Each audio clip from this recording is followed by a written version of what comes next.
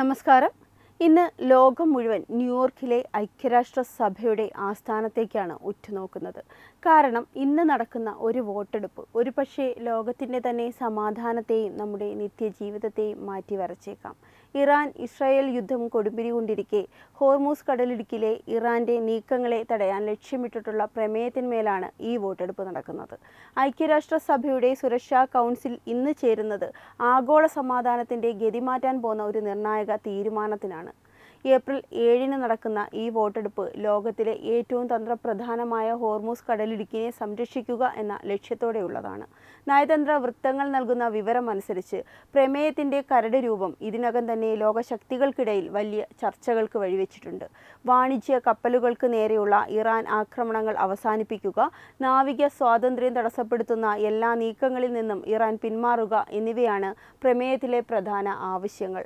ഈ വോട്ടെടുപ്പ് ഇറാനുമേൽ അന്താരാഷ്ട്ര സമൂഹം ഏകോപിതമായി നടത്തുന്ന ഏറ്റവും വലിയ സമ്മർദ്ദമാണ്. ചൈനയും റഷ്യയും ഈ വിഷയത്തിൽ എന്ത് നിലപാട് സ്വീകരിക്കുമെന്നതാണ് ലോകം ആകാംക്ഷയോടെ ഉറ്റുനോക്കുന്നത്. ഈ പ്രമേയം പാസ്സായാൽ അത് ഇറാനെ അന്താരാഷ്ട്ര തലത്തിൽ ഒറ്റപ്പെടുത്തുന്നതിനും അവർക്കെതിരെ കൂടുതൽ കടുത്ത ഉപരോധങ്ങൾ ഏർപ്പെടുത്തുന്നതിനും വഴിവെക്കും. എന്നാൽ അമേരിക്കയും സഖ്യകക്ഷികളും ഈ നീക്കത്തെ പിന്തുണയ്ക്കുമ്പോൾ ഇറാൻ തങ്ങളുടെ പരമാധികാരത്തിന്മേലുള്ള കടന്നുകയറ്റമായാണ് ഇതിനെ കാണുന്നത്. ഒരുപക്ഷേ ഈ വോട്ടെടുപ്പ് പരാജയപ്പെട്ടാൽ അത് മേഖലയിലെ സൈനിക നടപടികൾക്ക് കൂടുതൽ ആക്കം കൂട്ടുകയും ഐക്യരാഷ്ട്രസഭയുടെ പ്രസക്തിയെ തന്നെ ചോദ്യം ചെയ്യുകയും ചെയ്യും. അതിനാൽ തന്നെ വരും മണിക്കൂറുകൾ ന്യൂയോർക്കിലെ UN ആസ്ഥാനത്ത് നടക്കുന്ന ഓരോ ചർച്ചയും ലോകത്തിൻ്റെ സാമ്പത്തിക സുരക്ഷാ ഭാവിയെ നിർണ്ണയിക്കുന്നതാണ്.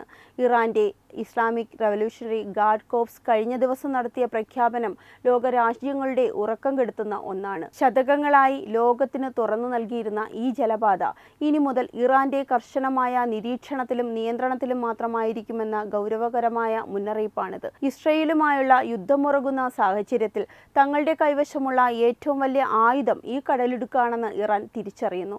ലോകത്തിലെ എണ്ണ വ്യാപാരത്തിൻ്റെ 1/5 കടന്നുപോകുന്ന ഈ പാതയിൽ ഇറാൻ്റെ സാന്നിധ്യം വർദ്ധിക്കുന്നത് ആഗോള വിപണിയെ തകർക്കാൻ പോകുന്നതാണ്. അമേരിക്കൻ പ്രസിഡന്റ് ഡൊണാൾഡ് ട്രംപിൻ്റെ സോഷ്യൽ മീഡിയയിലെ പ്രകോപനപരമായ പോസ്റ്റുകൾക്ക് മറുപടിയായാണ് IRGC തങ്ങളുടെ നിലപാട് കടുപ്പിച്ചത്. കടലിടുക്ക് പഴയ അവസ്ഥയിലേക്ക് ഇനി ഒരിക്കലും മടങ്ങില്ലെന്നും മേഖലയിൽ അമേരിക്കൻ സാന്നിധ്യം വെച്ചുപൊറുപ്പിക്കില്ലെന്നും ഇറാൻ വ്യക്തമാക്കുന്നു. സമുദ്രത്തിനടിയിലെ മൈനുകൾ, വേഗമേറിയ മിസൈൽ ബോട്ടുകൾ, ഡ്രോണുകൾ എന്നിവ ഉപയോഗിച്ച് കടലിടുക്കിനെ ഒരു യുദ്ധമേഖലയാക്കി മാറ്റാൻ ഇറാന് സാധിക്കും. UN secretary general Antonio Guterres ഇതിൽ കടുത്ത ആശങ്ക രേഖപ്പെടുത്തിയിട്ടുമുണ്ട്.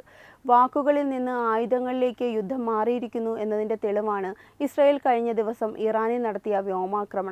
ചൊവ്വാഴ്ച രാവിലെ ഇസ്രായേൽ സൈന്യം പുറത്തുവിട്ട വിവരമനുസരിച്ച് ഇറാൻ്റെ മിസൈൽ ആക്രമണങ്ങളെ പ്രതിരോധിക്കാൻ തങ്ങളുടെ എയർ ഡിഫൻസ് സംവിധാനങ്ങൾ പൂർണ്ണമായി പ്രവർത്തന സജ്ജമാണ്. ഇറാൻ്റെ സൈനിക താവളങ്ങളും ആണവ നിലയങ്ങളും ലക്ഷ്യമിട്ടാണ് ഇസ്രായേൽ നീങ്ങുന്നത്. എന്നാൽ തങ്ങളെ ആക്രമിച്ചാൽ ലോകത്തിന് എണ്ണ കിട്ടില്ല എന്ന ഉറച്ച നിലപാടിലാണ് ഇറാൻ. ഇതിനിടയിലാണ് അമേരിക്കൻ പ്രസിഡന്റ് ഡൊണാൾഡ് ട്രംപ് നൽകിയിരിക്കുന്ന ചൊവ്വാഴ്ച രാത്രി 8 മണി എന്ന അന്ത്യശാസനം വരുന്നത്. ഈ സമയപരിധിക്കുള്ളിൽ ഇറാൻ കടലിടുക്ക് തുറന്നു നൽകിയില്ലെങ്കിൽ അമേരിക്ക നേരിട്ടുള്ള സൈനിക ഇടപെടലിലേക്ക് നീങ്ങുമെന്ന സൂചനയാണ് പുറത്തുവരുന്നത്.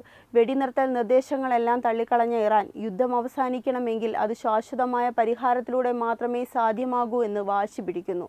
US അടിയന്തരമായി ഇടപെട്ട് തങ്ങളുടെ ഒരു പൈലറ്റിനെ രക്ഷപ്പെടുത്തിയതായും ട്രംപ് അവകാശപ്പെട്ടു. എന്നാൽ US വിമാനങ്ങൾ തകർത്തതായാണ് ഇറാൻ്റെ വാദം. ഈ രണ്ട് ശക്തികൾ തമ്മിലുള്ള സംഘർഷം കേവലം പ്രാദേശികമല്ല, അത് ആഗോള ഇന്ധനവിലയെയും വ്യാപാര ശൃംഖലയെയും തകർക്കാൻ ശേഷിയുള്ളതാണ്. ഓരോ നിമിഷവും പിരിമുറുക്കം ഏറിക്കൊണ്ടിരിക്കെ ലോകം ഭീതിയോടെ ഒരു 3ാം ലോക മഹായുദ്ധത്തിൻ്റെ സാധ്യതകളെ ഉറ്റുനോക്കുകയാണ്. ഐക്യരാഷ്ട്രസഭയുടെ സുരക്ഷാ കൗൺസിലിൽ ഇന്ന് നടക്കുന്ന വോട്ടെടുപ്പ് 2ാം ലോക മഹായുദ്ധത്തിന് ശേഷം രൂപപ്പെട്ട ആഗോള രാഷ്ട്രീയ ക്രമത്തിൻ്റെ നിലനിൽപ്പിനായുള്ള പോരാട്ടം കൂടിയാണ്. പശ്ചിമേഷ്യയിലെ സംഘർഷം മുറുകുമ്പോഴും ഹോർമൂസ് കടലിടുക്കിലെ കപ്പൽ ഗതാഗതം തടസ്സപ്പെടുന്നത് ലോകത്തിലെ ഓരോ സാധാരണക്കാരൻ്റെയും അടുക്കളയെ വരെ ബാധിക്കുന്ന ഒന്നാണ്. ആഗോളതലത്തിൽ ക്രൂഡ് ഓയിൽ വിതരണത്തിൻ്റെ ഏകദേശം 20% കടന്നുപോകുന്നത് ഈ ഇടുങ്ങിയ പാതയിലൂടെയാണ്. അതുകൊണ്ട് തന്നെ ഇവിടെ ഉണ്ടാകുന്ന ഏതൊരു സൈനിക നീക്കവും അന്താരാഷ്ട്ര വിപണിയിൽ എണ്ണവില കുതിച്ചുയരാൻ കാരണമാകും.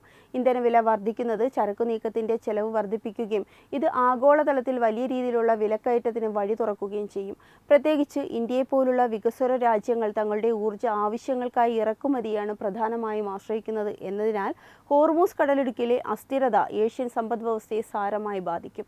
UN സുരക്ഷാ കൗൺസിലിലെ സ്ഥിരം അംഗങ്ങളായ റഷ്യയും ചൈനയും ഈ പ്രമേയത്തെ എങ്ങനെ സമീപിക്കുന്നു എന്നത് ലോകം സസൂക്ഷ്മം നിരീക്ഷിക്കുന്നുമുണ്ട്. അമേരിക്കയും യൂറോപ്യൻ രാജ്യങ്ങളും ഇറാനുമേൽ കടുത്ത ഉപരോധങ്ങൾ ഏർപ്പെടുത്താൻ ഈ വോട്ടെടുപ്പിനെ ഉപയോഗിക്കുമ്പോൾ തങ്ങളുടെ തന്ത്രപ്രധാനമായ പങ്കാളിയായ ഇറാനെ സംരക്ഷിക്കാൻ റഷ്യ വീറ്റോ അധികാരം ഉപയോഗിക്കുമോ എന്ന ചോദ്യം പ്രസക്തമാണ്.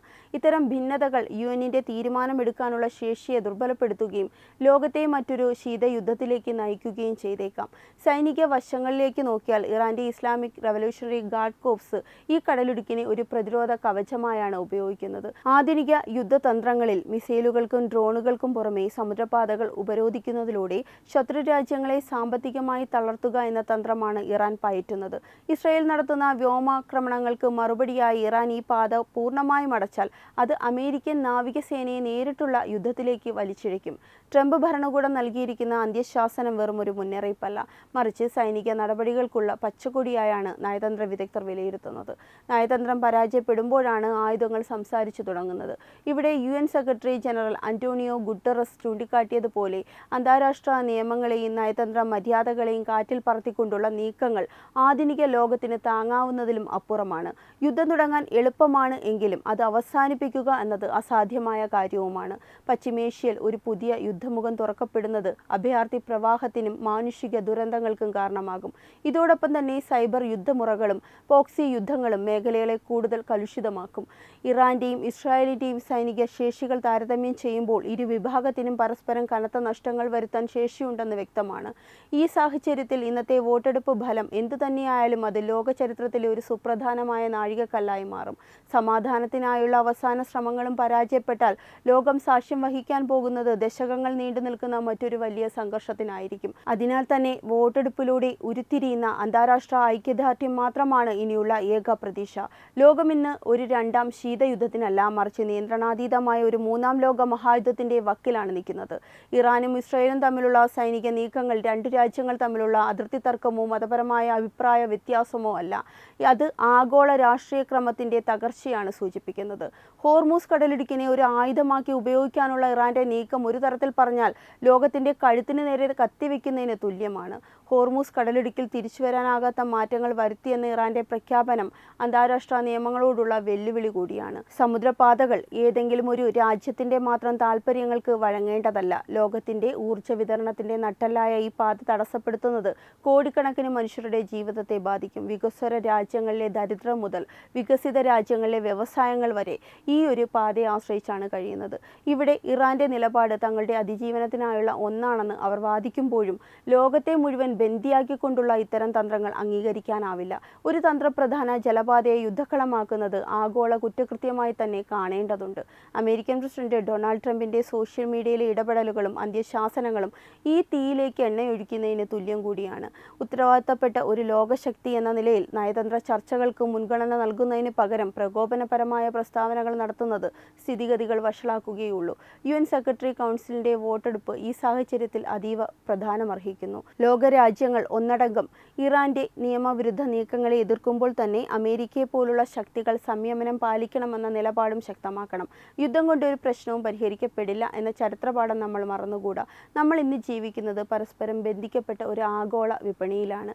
ഹോർമൂസ് കടലിടുക്കിലൂടെയുള്ള എണ്ണക്കപ്പലുകൾ തടയപ്പെട്ടാൽ അത് മിഡിൽ ഈസ്റ്റിൽ മാത്രം ഒതുങ്ങുന്ന പ്രശ്നമല്ല. ഇന്ത്യ ഉൾപ്പെടെയുള്ള രാജ്യങ്ങളിൽ പെട്രോളിയം ഉൽപ്പന്നങ്ങളുടെ വില ഇരട്ടിയാകാൻ ഇത് കാരണമാകും.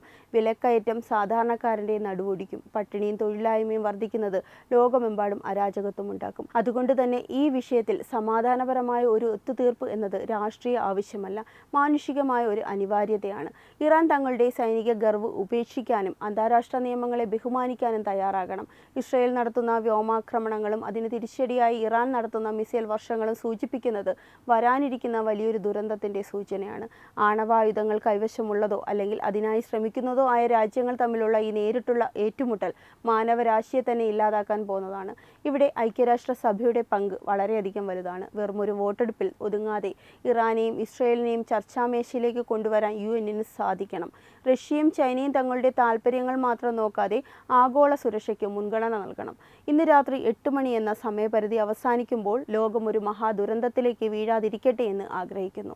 യുദ്ധമാർക്കും ഗുണം ചെയ്യില്ല. തോൽക്കുന്നവനും ജയിക്കുന്നവനും ഒരുപോലെ വലിയ വില നൽകേണ്ടി വരും. ഇറാന്റെ ഇസ്ലാമിക് റവല്യൂഷണറി ഗാർഡ് കോർപ്സ് മനസ്സിലാക്കേണ്ടത് ലോകത്തെ ഭയപ്പെടുത്തിക്കൊണ്ട് നേടുന്ന വിജയം താൽക്കാലികം മാത്രമാണ് എന്നതാണ്. സമാധാനപരമായ സഹവർത്തിത്വമാണ് പശ്ചിമേഷ്യയുടെ ഭാവിക്ക് ആവശ്യം. UN സുരക്ഷാ കൗൺസിലിൽ നിന്നെടുക്കുന്ന തീരുമാനം നീതിയുക്തമാകട്ടെ. ഇറാൻ തങ്ങളുടെ കടുംപിടുത്തം അവസാനിപ്പിക്കുകയും അമേരിക്കയും ഇസ്രയേലും സൈനിക നീക്കങ്ങളിൽ നിന്ന് പിന്മാറുകയും വേണം. സമാധാനത്തിന്റെ വഴി മാത്രമാണ് ഒരേയൊരു വഴി. ഈ ശക്തമായ നിലപാട് ലോകം മുഴുവൻ ഏറ്റെടുക്കേണ്ടതുണ്ട്. വരാനിരിക്കുന്ന തലമുറയ്ക്ക് യുദ്ധക്കെടുതിയില്ലാത്ത ഒരു ലോകം നൽകുക എന്നത് നമ്മുടെ ഓരോരുത്തരുടെയും ഉത്തരവാദിത്തമാണ്. പശ്ചിമേഷ്യൻ കലുഷിതമായ രാഷ്ട്രീയ പശ്ചാത്തലത്തിൽ ഹോർമൂസ് കടലിടുക്കിനെ ചൊല്ലിയുള്ള ഈ ഒരു തർക്കം ഒരു പ്രാദേശിക യുദ്ധവാർത്ത എന്നതിലുപരി മാനവരാശിയുടെ നിലനിൽപ്പിനെ തന്നെ ചോദ്യം ചെയ്യുന്ന ഒന്നായി മാറിയിരിക്കുന്നു. UN സെക്യൂരിറ്റി കൗൺസിൽ ഇന്ന് കൈക്കൊള്ളുന്ന തീരുമാനങ്ങൾ ചരിത്രത്തിൽ സുവർണ അക്ഷരങ്ങളിലാണോ അതോ രക്തത്തിലാണോ എഴുതപ്പെടുമെന്നത് വരും മണിക്കൂറുകൾ നിശ്ചയിക്കും. ഒരു വശത്ത് ഇസ്രായേലിന്റെ അത്യാധുനിക വ്യോമ പ്രതിരോധ സംവിധാനങ്ങളും മറുവശത്ത് ഇറാന്റെ മിസൈൽ കരുത്തും ഏറ്റുമുട്ടുമ്പോൾ അതിന്റെ ആഘാതം അനുഭവിക്കുന്നത് ഈ രണ്ട് രാജ്യങ്ങൾ മാത്രമല്ല, മറിച്ച് ലോകമെമ്പാടുമുള്ള നിഷ്കളങ്കരായ മനുഷ്യർ കൂടിയാണ്. ഒന്നാം ലോക മഹായുദ്ധവും രണ്ടാം ലോക മഹായുദ്ധവും വരുത്തിവെച്ച നാശനഷ്ടങ്ങളിൽ നിന്ന് പാഠം ഉൾക്കൊള്ളാൻ ആധുനിക ഭരണാധികാരികൾ തയ്യാറാകണം. ഐക്യരാഷ്ട്രസഭയുടെ തലവൻ അന്റോണിയോ ഗുട്ടറസ് ചൂണ്ടിക്കാട്ടിയതുപോലെ അന്താരാഷ്ട്ര നിയമങ്ങളെ മാനിക്കാത്ത ഒരു ലോകക്രമം അരാജകത്വത്തിലേക്ക് നയിക്കൂ. ലോകം നേരിടുന്ന കാലാവസ്ഥാ വ്യതിയാനങ്ങളും ആഗോള താപനവും പോലുള്ള വലിയ ഭീഷണികളെ നേരിടാൻ രാജ്യങ്ങൾ ഒന്നിച്ചു നിൽക്കേണ്ട സമയത്ത് ആയുധങ്ങൾ കൊണ്ട് പരസ്പരം നശിപ്പിക്കാൻ ശ്രമിക്കുന്നത് അത്യന്തം ഖേദകരമാണ്. ഇന്ന് രാത്രി UN-ൽ നടക്കുന്ന വോട്ടെടുപ്പ് വെറും ഒരു രാഷ്ട്രീയ നാടകമാകരുത്. അത് ലോക സമാധാനത്തിനായുള്ള ഒരു ശക്തമായ പ്രഖ്യാപനമാകണം. ഇറാൻ തങ്ങളുടെ ശാഠ്യം ഉപേക്ഷിക്കാനും സമാധാന ചർച്ചകളിൽ പങ്കുചേരാനും തയ്യാറാകണം. അതുപോലെ തന്നെ ഇസ്രയേലും അമേരിക്കയും സൈനിക നടപടികളെക്കാൾ ഉപരിയായി നയതന്ത്രത്തിന് മുൻഗണന നൽകണം. പശ്ചിമേഷ്യയിലെ സാധാരണക്കാരായ മനുഷ്യർ, കുട്ടികൾ, വയോധികർ എന്നിവരുടെ ജീവിതം വെച്ച് പന്താടാൻ ആർക്കും അവകാശമില്ല. യുദ്ധമുണ്ടായാൽ പരാജയപ്പെടുന്നത് മാനവികതയാണ്. അതിനാൽ ആയുധങ്ങൾ താഴെ വെക്കാനും സംഭാഷണത്തിലൂടെ പ്രശ്നപരിഹാരം കണ്ടെത്താനും ലോകശക്തികൾ മുന്നോട്ട് വരണം. വരാനിരിക്കുന്ന തലമുറയ്ക്ക് യുദ്ധത്തിന്റെ കറുത്ത പാടില്ലാത്ത സമാധാനപൂർണമായ ഒരു ലോകം കൈമാറുക എന്നത് നമ്മുടെ കാലഘട്ടത്തിന്റെ ഏറ്റവും വലിയ ഉത്തരവാദിത്തമാണ്. വോട്ടെടുപ്പ് ഫലം സമാധാനത്തിൻ്റെതാകട്ടെ എന്ന് നമുക്ക് പ്രത്യാശിക്കാം. വെബ് ഡെസ്ക് തത്വമൈ ന്യൂസ്. HIV അണുബാധ സന്തോഷപൂർണമായ ഒരു ജീവിതത്തിന് തടസ്സമല്ല. HIV അണുബാധയ്ക്ക് ഫലപ്രദമായ ചികിത്സ ഇന്ന് ലഭ്യമാണ്. ഇതിന് യഥാസമയം അണുബാധ കണ്ടെത്തുന്നതും കാലേക്കൂട്ടി ചികിത്സ നടത്തേണ്ടതും അത്യാവശ്യമാണ്. സൗജന്യമായ ചികിത്സയും മാർഗനിർദ്ദേശങ്ങളും സർക്കാർ ആശുപത്രികളിലെ ART അഥവാ ഉഷസ് കേന്ദ്രങ്ങളിൽ ലഭ്യമാണ്. ആരോഗ്യ സംരക്ഷണം ഓരോരുത്തരുടെയും ഉത്തരവാദിത്തമാണ്.